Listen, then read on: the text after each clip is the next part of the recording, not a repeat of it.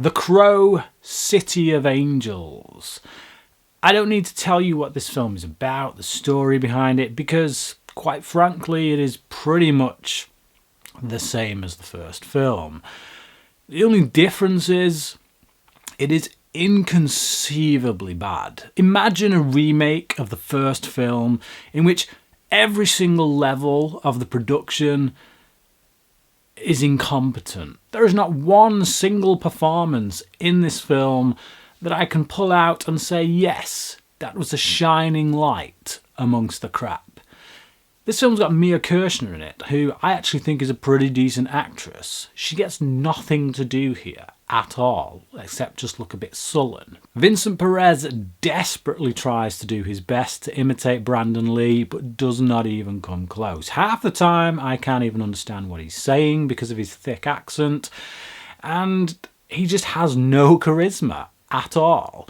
The fight choreography in the film is kind of non-existent. I feel like they almost didn't have the budget to hire a fight choreographer, so they just turned up on set and the director said, slash those sticks about and pretend like you're fighting. There's literally a fight sequence in this film between Vincent Perez and this girl, and it looks like two kids in a playground pretending to be their favourite superheroes in the latest movie they've just seen. The ending of the film makes absolutely no sense.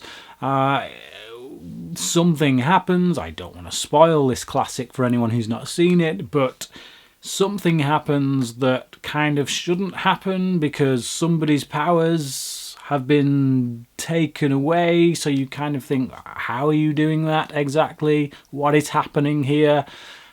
I have no clue. The dialogue in this film is absolutely terrible. It just goes down like a lead weight, nearly every line of dialogue.